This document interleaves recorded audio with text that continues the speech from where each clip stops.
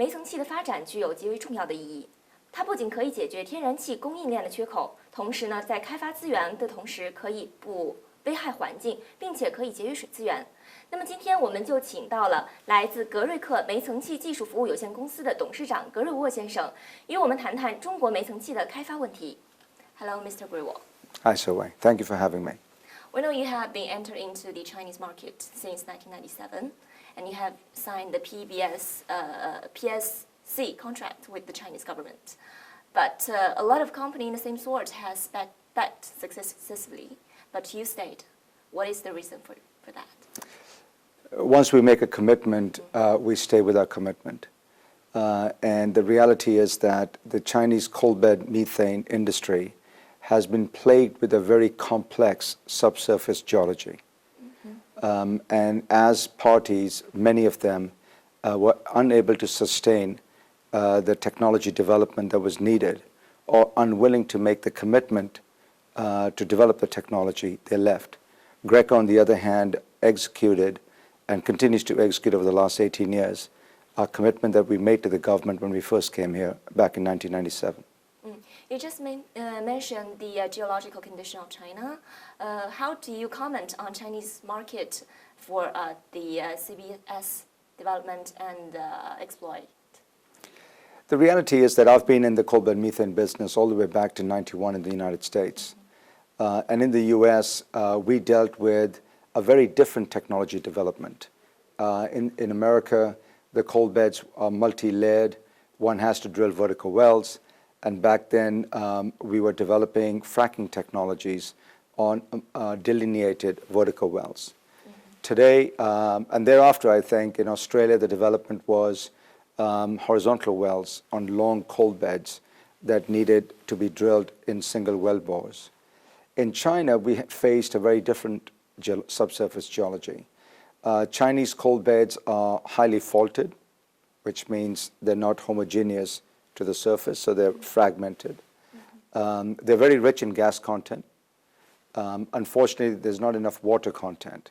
So you're dealing with a brittle coal, very rich in gas resource, which is what we need in the country, in China, but highly faulted. So it's very different subsurface geology to any place else that coalbed methane has been commercialized. So we had to start with grassroots technology development, which Greco has led in China since the day we got here.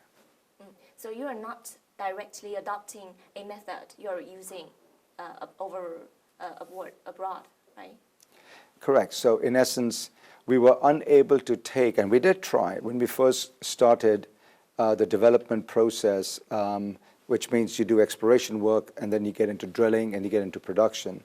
So when we first started way back in 1998 and onwards in 2000, we thought we could take technologies developed in America and simply adapt them to the Chinese coal beds. We tried that. It didn't work. We then brought horizontal drilling technologies that we had developed and patented in the US, and that didn't work. So we did indeed take a long history of knowledge ourselves in drilling in very difficult subsurface geology and actually do a grassroots development in China. And that technology is called Le Fabric. It's specifically lined, faulted, brittle coals.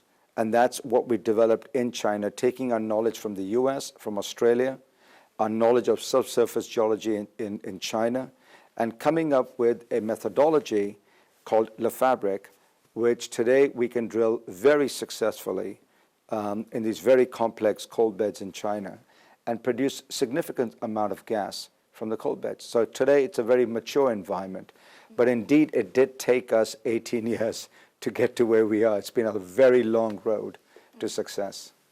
How is the incoming situation of Greco?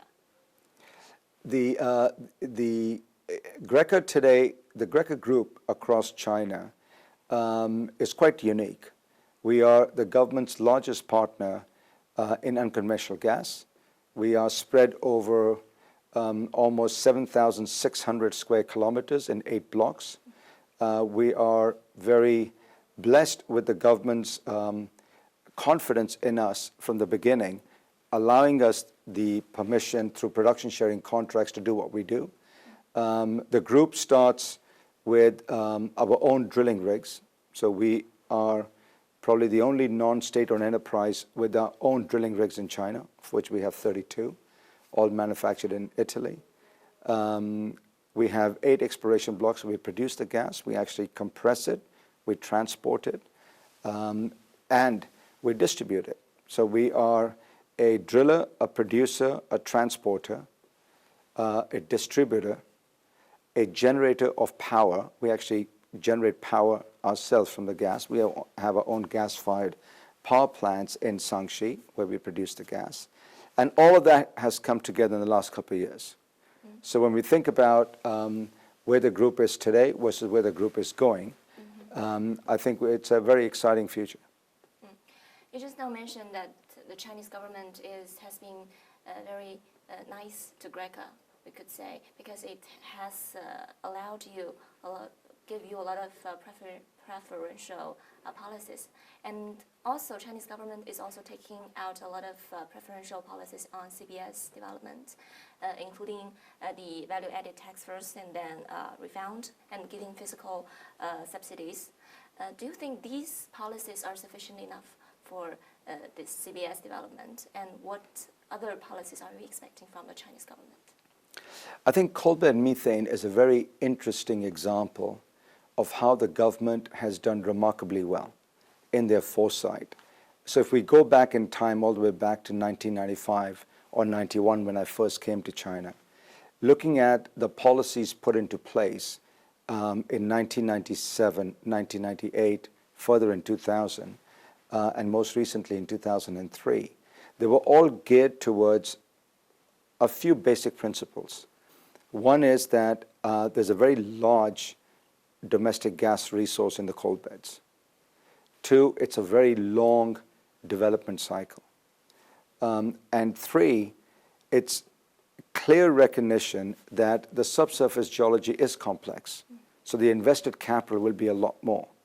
To create the right platform, and they didn't provide that just to Greca, they provided that to anyone who would participate. Sadly, no one else did. The first 5 companies that signed agreements with the Chinese government, we are the only one that's still here. Everybody else left. And over the years, we've seen many people come and many people leave. And they're discouraged by the amount of capital that has to be deployed to make this commercial. We've been there since the beginning. I think the policies are ideal. They're excellent. And we've worked in the US, we've worked in Australia, we're working here in China. And I think the policies are ideal. They are very well incentivized. The gas prices are very stable. The policy is very well documented. I don't think we particularly need anything else. I mean, if I was to say what else could one possibly ask for, is simply expediting the approval process as we file for things like overall development programs. With the exception of that, the policies are fantastic. And they provide the right platform for a long-term investment as long as one wants to be in China long-term. This is not a place for someone to invest capital today and expect a return in the next 2 years. Greca Group has invested in China over the last 18 years.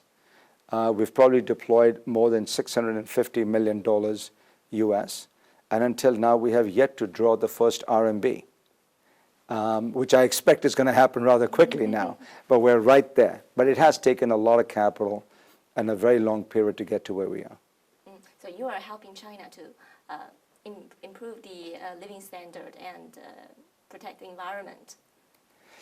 We are certainly a big contributor in central China to a policy that says clean energy in a socially responsible way is an additional value to growth. In our case, we are very specific on drilling using no chemicals. So as we drill using our drilling rigs, we will drill with water, well actually air, water, or drilling mud. But when we use the mud, it is biodegradable. So there is absolutely no harm to the surface or subsurface. As a result, The way you produce the gas from the coal is you have to first dewater the coal. Because we've used no chemicals in the entire process, the water that is produced from the coal bed is clean water. This is a very important commodity. I grew up in Africa where water is a scarcity. You couldn't get your hands on water.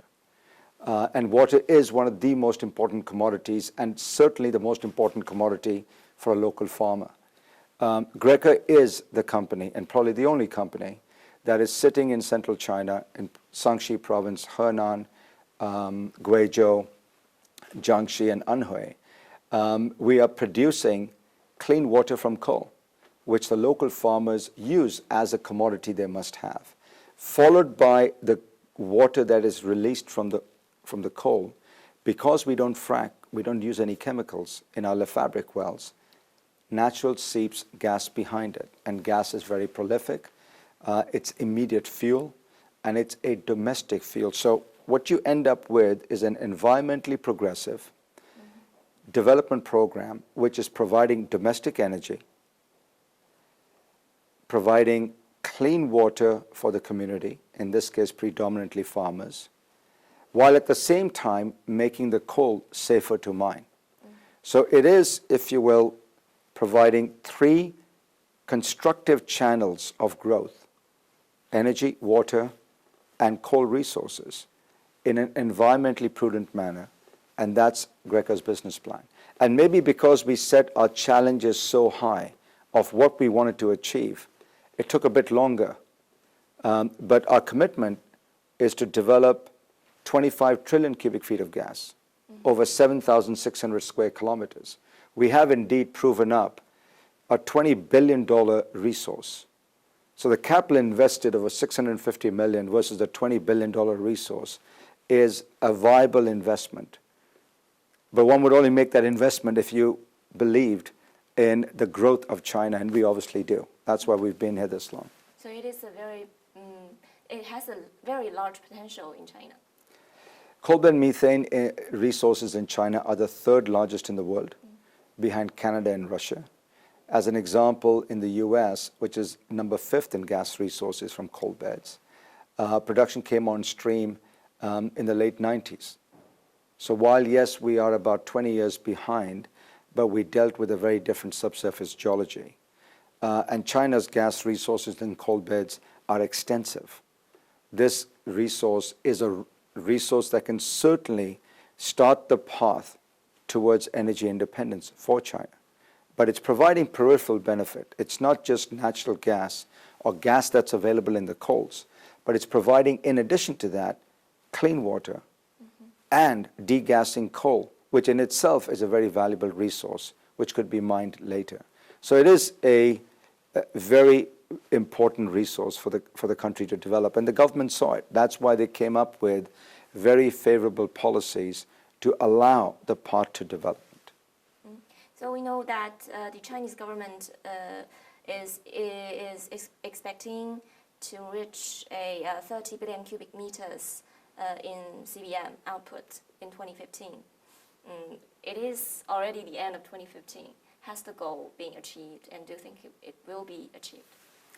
I think that the state-owned enterprises like PetroChina and CNOOC, through their wholly owned subsidiaries, CUCBM and Sinopec, are all doing very good constructive work in this space. While I would say that it's taken all of us longer, but I believe we're all there. The technology is mature, the knowledge is mature. Whether or not we will meet the 30 billion, I think that's a bit challenging for the immediate goal. But certainly the longer term goals that are in place, because the gas demand continues to increase. And because there isn't sufficient domestic production, the government has to import gas. But I do believe that the level of imports forecasted can be reduced if there was more focus on coal bed methane, because it is a mature market today. And yes, there have been many people disappointed over the last 20 odd years, maybe longer. But I'm proof that the maturity is here. The technology is mature. And one of the things that we are pushing is to have more people in the market to develop more of this resource. In a down cycle market like today where the commodity prices have declined, there's lots of people that are in trouble in the oil and gas market because oil prices are down. All the more reason to invest capital into coal bed methane, where gas prices are stable and the returns are lucrative and the technology is mature and the resource is de-risked. So it is the optimum time to put in. I think that while the short-term goals from the government may not be met by the community, but certainly the long-term goals will. You know, we know Greca has put a lot of investment into this field, including this year. We noticed that this year in just the in the 2014, you have been investing over 1.9 million yuan, right? Billion. So we're investing this year just over 100 million US, yes. So what are you expecting from this investment? What we're expecting from this investment is, if you will, finishing up a development program that we started almost 10 years ago in a particular area in Shaanxi, in the Xinhua Basin. We're also finishing up exploration work in Guizhou, which we expect to certify reserves with the Ministry of Land and Resources. So that's our expectation from that investment, is to basically prove up the amount of resource that can be commercially developed. That's our investment at this stage. And certainly as we go into 2016 and beyond, those are our return years. That's the time that we're looking for finally starting to make a return from a very long march. I call it my unconventional march to viability, but it's taken a long time, but we're there.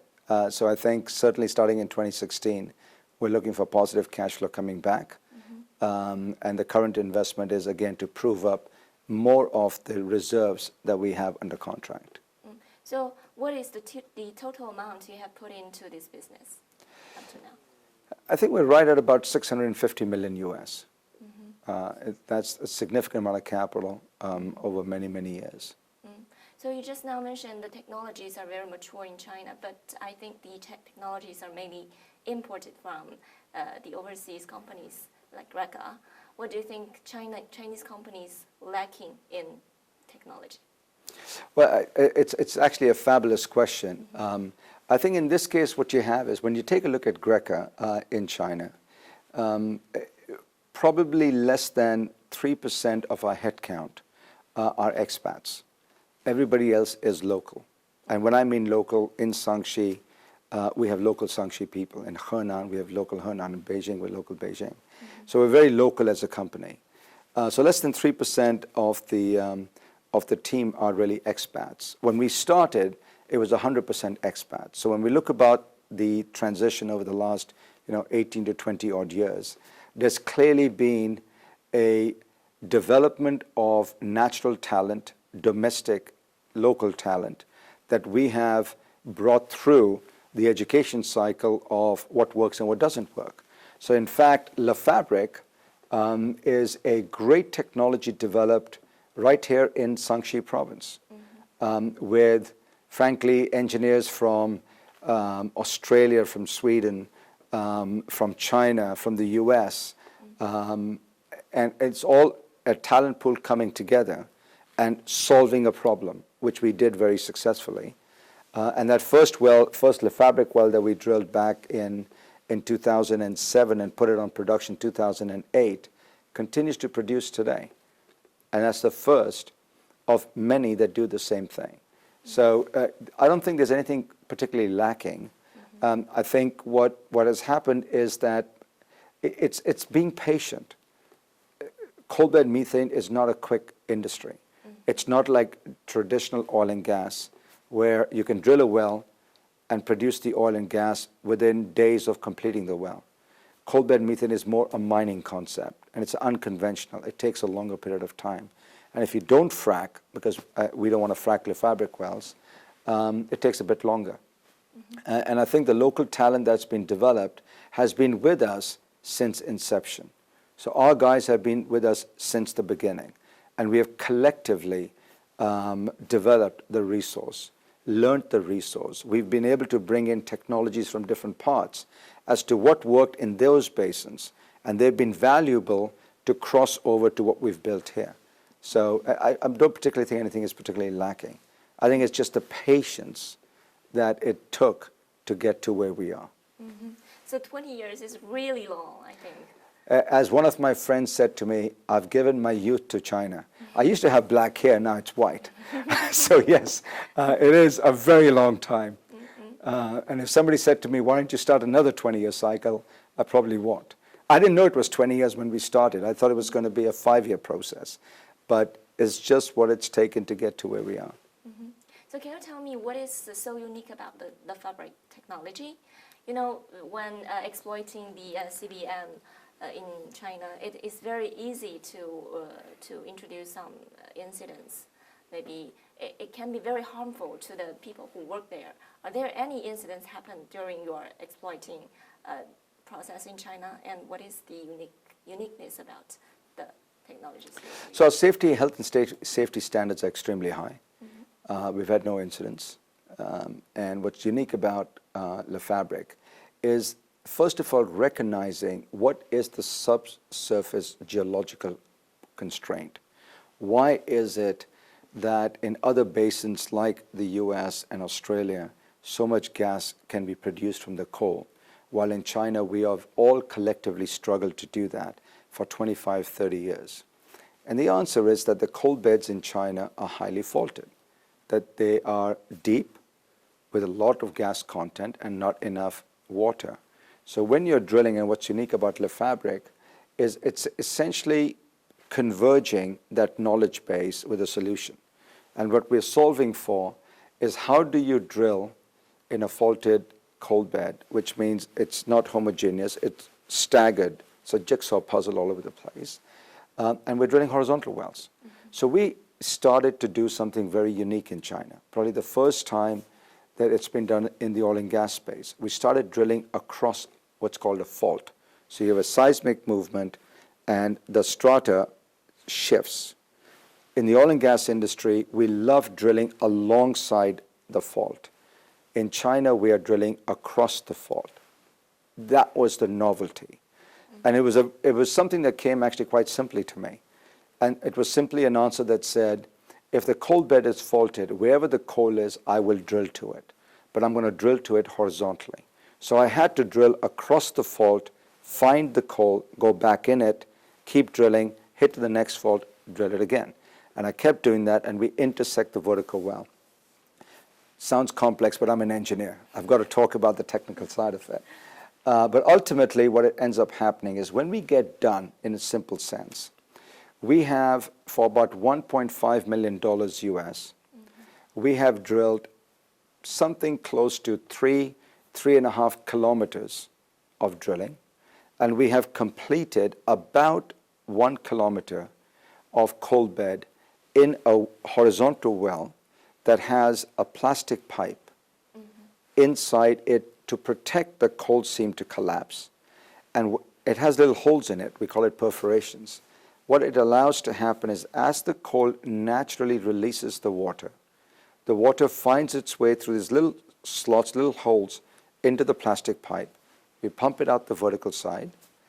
And because you now have a perfect cavity through this coal, the gas seeps in and follows the same road.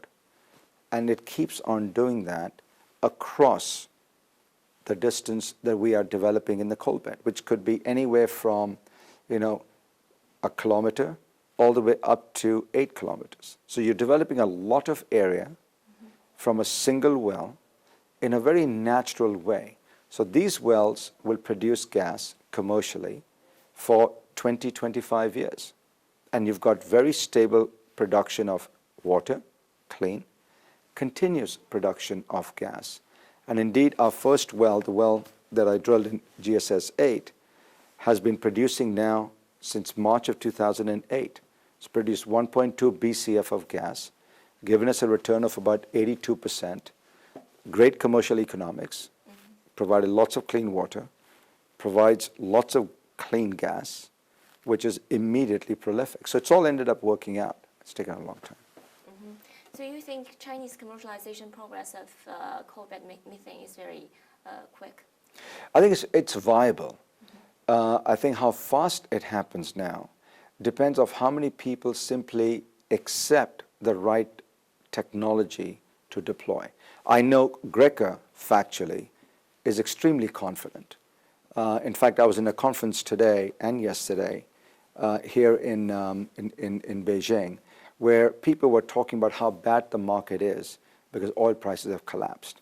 I think I was one of the few guys that was out there excited about what a great market it is, because now that the oil is under distress everywhere, maybe people can actually focus their capital towards coal-bed methane. And if you look at CBM globally, the Chinese CBM is the best place to invest capital. It is the place that people should come for shelter in the E&P space. And that's why we're here. It's worked out remarkably well. So I do think that the speed of volume production will come from how many people drill Lefebvre wells in China. That's, in my mind, it's a linear relationship. The more Lefebvre wells they are, the greater domestic gas production that is sustainable and environmentally progressive there will be in China. Mm-hmm. So you think Chinese market is good for you, and you are producing a lot of CBM every day. Do you think this would have a great impact on China's environment? I think, I mean, in the scheme of things, the energy consumption of China is so large that sadly today, less than 10% of the energy consumption is from natural gas. Mm-hmm. And of that 10%, a very small percentage is from coal-bed methane. So we are a very small piece of a very small piece. and I think the answer is that in the place that we are certainly we're adding value. Mm-hmm. The question is, can you scale that to the size of the demand that the government has? That's quite significant. I mean, I think the plan, I mean, in fact, when we started here in China, there was hardly any natural gas. Of course, today, excitingly, we're up at 6 to 7% to 8%. The overall demand for energy continues to go up. But within that demand, 16% per year, year-over-year increase has come from the natural gas market. So the natural gas market is growing the fastest within the energy consumption as the country continues to grow. And I think when we take a look at that in coal-bed methane, my comment is coal-bed methane is a vital component that adds value. I don't think it is in itself a solution to anything specific, but it is a very vital component that adds value in that trajectory of growth. And I think it's necessary. Mm-hmm. So are you facing any problems or difficulties when you're doing business in China or exploiting CBM?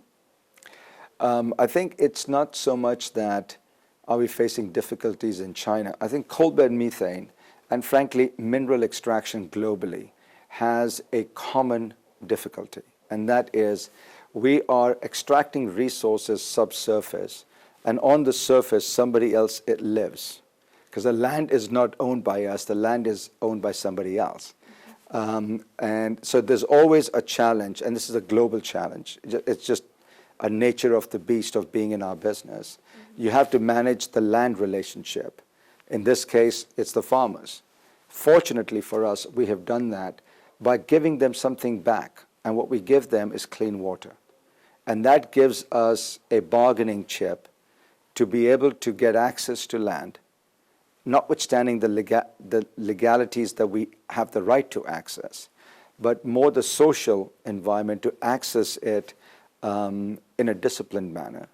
And what we get to provide back to the farmer is clean water. He wants us there. She wants us there. They want us to come to their lands because we provide them something. So they don't feel like you're going to come, pay them some sort of a rental fee for their land, and extract all this value from below. They want some of that value. And with Greca, the value is clean water. Mm-hmm. We know that Greca has a great performance this year. The net profit and the operation revenue have grown very largely. What's your comment on that? How did you realize that? Once again, we're at the tipping point. So we have now started the return on our investment. And because the margins are so prolific, our all-in cost to produce 1 MCF of gas or 1,000 cubic feet of gas is about $2 an MCF, if I speak in US dollar terms. And we get paid between $10 to $12. So it's a very economically viable and exciting profit margin. We just have to do more of it from a volume standpoint. So where we are today is basically at half year, we were right at about 10 billion cubic feet of production. We're looking to exit this year at 12 billion cubic feet, and it's a 50% increase from last year. And we're currently building with our partners about 50 billion cubic feet of processing capacity. And all of this is coming together in the next 12, 18, 24 months. So it is an exciting time for us, and this is why we're quite excited about telling people our long march has ended. It's now time for commerciality. And Greca has signed 6 agreements with the government and state-owned companies. Correct. And do you have any future strategies besides these agreements? So I think the 6 production sharing contracts that we're blessed to have from the government actually expanded the peripheral business that we do, because not only are we the resource holders and developers and operators, but as I said earlier, we also have the drilling company, we have the transportation company, the gas distribution company. We developed our own engineering company, we developed our own technology company, all around coal bed methane. And I think at this stage, it's about organic growth. We need to monetize the value we have invested in creating over the last 18 years. It's time first to monetize that before we start thinking about what next. I think the next 5 years, 7 years is about monetizing value. Do you think the competition is very fierce in China? I don't think so at all. In fact, I think there is no competition in that everyone has their own block to develop. This is a market where the country is forced to import lots of gas because there isn't enough domestic production. So neither of the gas producers are competing against each other. We all have a ready market. There is no competition in that regard. It's all, we're providing a commodity to a consumer who wants it immediately. So in that regard, there really is no competition. I certainly don't feel that this is something about being competitive. Now, maybe others that are trying to get new transactions or new deals, they may be competing. Greca's not one of them. We're very content with the 6 blocks or 8 blocks that we have through 6 production sharing contracts. And we're very focused organically on that asset base. So it's about developing what we have. We're not looking for something new. Are you looking for any more investment in China? What is the amount? I think we're going to keep on investing. I mean, we obviously believe in the country extensively and have for a very long time. I think the proof is our track record speaks for itself. We are always looking for investments, but something that we can add value to. As long as we can add value, that's something I will always look at. I'm not looking to start new businesses that we don't add value in. Let's put it this way. So you are already exploiting the CBM in Shanxi, in Guizhou. Are you looking for other places for the CBM resources? Not at this point. 7,600 square kilometers is a very large area. It's a very large area. And we are by far the largest acreage holder for the government. And I think what we need to do is to deliver to the government what we committed to deliver first, before we go and ask for something else. I think we have enough. Do you have any more suggestions to the Chinese market for operation or for commercialization of CBM? I think cooperation. I think that it's a very interesting time. It's a time where a lot of time has passed. A lot of objectives established by the government have not been met. People have tried different things at different times. And it's never easy to acknowledge failure or acknowledge not meeting an objective. And it's a natural tendency for people to kind of blame somebody else for the failure. So if there is something that I would say in terms of recommendation would be, let's all pool together our respective experiences, good and bad, and get focused on deploying the right technological answer to producing this prolific gas. China gas economics for a domestic producer are by far the best in the world. There is no place globally, no country globally that provides better economics for domestic gas production from coal beds than China does. So we've got the best economic platform. We've got a government that's given us an incredible set of rules and regulations that are very favorable. We get subsidized. The government subsidizes us and gives us another 25 to 30 cents RMB a cubic meter for every molecule of gas that we produce and we sell. So the government's done enough. I think it's about us now collectively getting out there and taking the right technology, my view, Le Fabric, deploying it extensively. Let's not go drill 10, 20, 30 wells a year. Let's go drill 1,000, 2,000 wells a year and make some real domestic production. I think that'll make a change. So that's what I think. I think sharing the experiences is the key. Thank you very much. Thank you very much for receiving our interview. Really appreciate you having me here. Thank you. Thank you. 本期节目到这里就结束了，我们下期再会。